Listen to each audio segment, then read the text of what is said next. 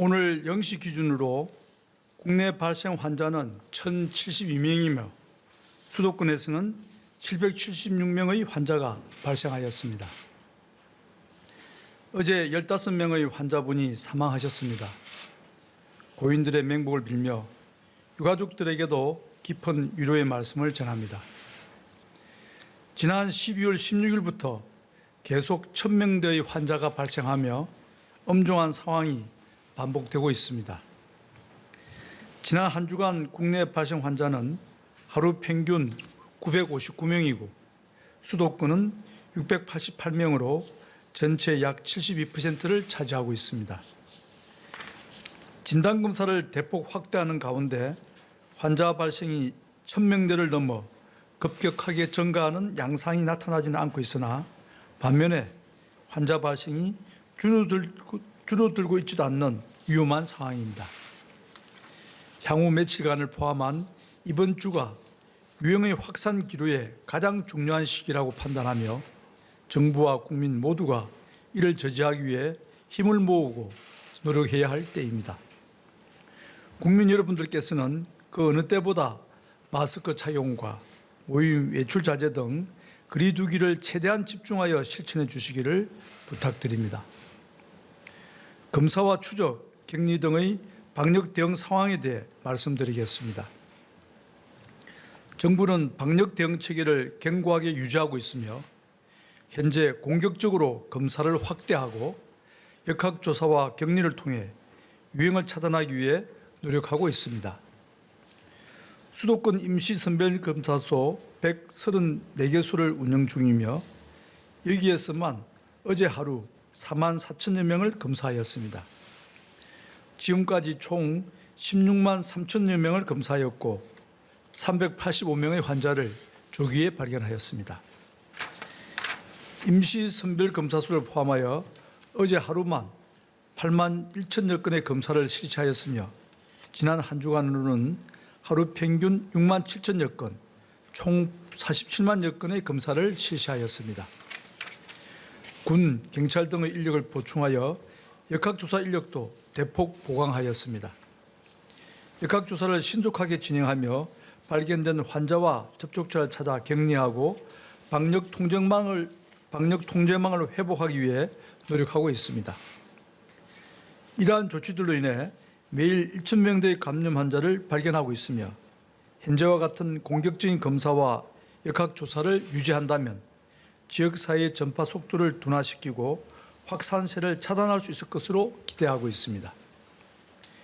국민 여러분들께서는 조금이라도 의심이 들면 나와 우리 가족, 사랑하는 지인들을 위해 적극적으로 검사를 받아주시기 바랍니다. 보건소 선별진료소는 야간과 휴일에도 운영 중이며 임시선별검사소는 익명검사, 신속항원검사, 타액검사 등이 모두 가능합니다. 병상 등 의료 대응 체계를 확충하는 노력도 집중적으로 추진하고 있으며 조금씩 여력을 확보해 나가고 있습니다. 현재 의료 대응 체계는 환자 발생 속도에 비해 여유 병상의 확보와 효율적인 환자 배정의 속도가 약간씩 못 미쳐 수요와 공급 간의 균형이 뒤처지는 상황으로 분석됩니다. 이는 병상 확충 과정에서 기존 환자들의 전원에 다소 시간이 소요되고 환자의 치료시설 배정에 있어 효율성과 신속성이 저하되는 점 등이 원인으로 작용하고 있다고 판단 중입니다. 이에 따라 현재와 같이 매일 1,000명대의 환자가 계속 발생해도 의료 대응 체계가 차질 없이 대응할 수 있도록 병상 확충과 배정 효율화 이 두 과정을 개선하고 있습니다. 우선 병상 확충에 대한 부분입니다. 지난 일요일 생활치료센터와 감염병 전담병원 등을 빠르게 확보하여 총 1만 병상을 확충하는 계획을 발표한 바 있습니다. 지난 일주일간 생활치료센터는 20개소 4,072병상, 감염병 전담병원은 13개소 544병상, 중환자 치료병상은 18개소 80병상을 새롭게 확보하였습니다.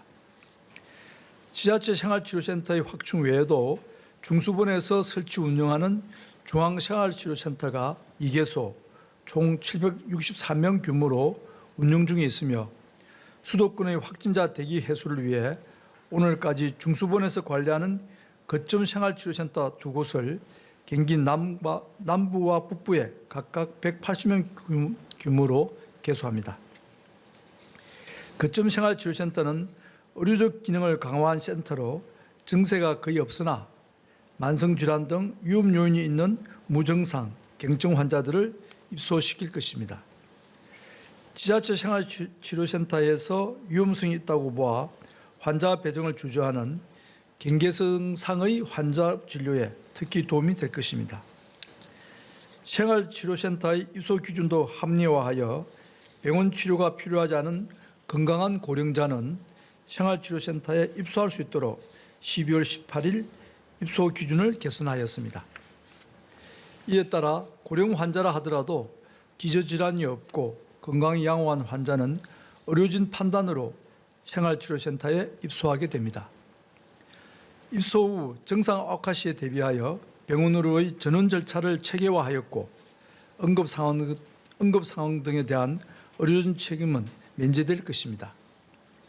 이와 함께 생활치료센터에 참여하는 협력병원 지원을 강화하기 위해 환자 관리 수가를 지금보다 50% 인상하고 병원에서 전원된 환자나 수도권 병상관리반의 배정 결정에 따라 거점 생활치료센터로 입소한 환자의 경우에는 추가로 수가를 인상하여 지급하는 방안을 추진합니다. 기존의 감염병 전담병원을 확충하는 가운데 코로나19 환자 치료에 주력하는 거점 전담병원도 계속 확대하고 있습니다. 건강보험공단 일산병원은 모든 병상을 코로나19 치료 전담병상으로 전환할 계획입니다. 세종시의 충남대 병원도 절반 이상을 거쳐 절반 이상을 거점 전담병원으로 전환할 계획입니다. 평택의 박예병원, 남양주의 현대병원, 순천향 부천병원 등의 민간 병원들도 참여하여 전원 중에 있습니다. 국군 대전병원과 국군 대구병원도 이러한 역할을 수행하고 있습니다. 감염병 전담병원 병상도 충실히 확충해 나갈 계획입니다. 우선 이미 지정하여 운영 중인 공공병원의 감염병 전담병원 병상을 최대로 활용하여 연말까지 총 822병상을 추가로 확보할 계획입니다. 민간병원이 감염병 전담병으로 참여할 때의 인센티브도 강화할 예정입니다. 전담병원 지정 즉시 300병상 기준 약 50억 원을 지원하여 신속한 개소를 지원합니다. 손실보상 기준도 상향합니다. 감염병 전담병원과 중환자 전담치료병상 운영병원의 손실보상 병상 단가를 종별 평균 병상 단가 이상으로 보장합니다. 감염병 전담병원은 지정 해제 후에 회복 시의 손실보상 기간도 기존의 2개월에서 6개월로 확대합니다. 감염병 전담병원의 효율적 운영을 위하여 입원 환자의 전원 기준도 개선하였습니다. 증상이 호전되어 더 이상 산소 치료를 요하지 않는 59세 이하의 무증상 또는 경증 환자는 이제부터 병원에서 생활치료센터로 전원됩니다. 전원을 거부하는 경우 치료 시 본인 부담금과 필수 비급여 비용을 환자가 부담하여야 합니다.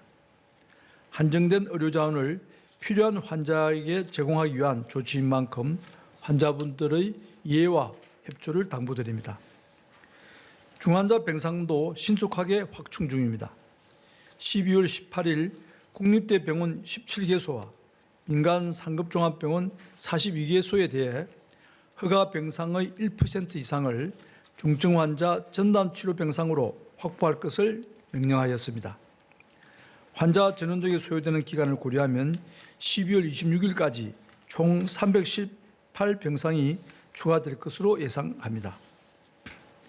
더불어 병상 확보를 지원하기 위해 의료기관 인정평가 등 행정적 부담이 큰 각종 의료기관 평가를 유예하였으며 참여 병원에 대해서는 간호인력 수당 지급, 의료질 평가 가산 등 평가 가산도 제공할 것입니다.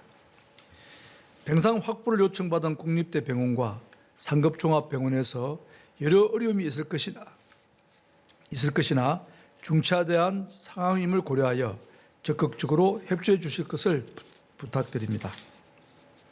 이와 함께 중수본은 지난 12월 7일부터 준중환자 병상을 지정 운영하고 있습니다. 준중환자 병상은 중증에서 상태가 일시 호전되거나 고위험군 환자의 치료를 위한 병상으로 현재 전국 95개 병상을 운영 중입니다. 이상 설명드린 조치들로 전반적인 병상 여유는 점차 확대되는 중입니다. 어제 기준 생활치료센터의 가동률은 전국 46%, 수도권 44% 수준이고 감염병 전담병원은 전국 68%, 수도권 78% 수준입니다.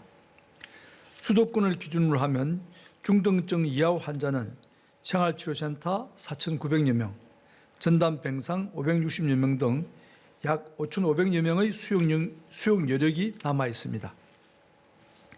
병상의 배정도 신속하고 효율적으로 운영하여 대기 환자가 최소화되도록 하겠습니다.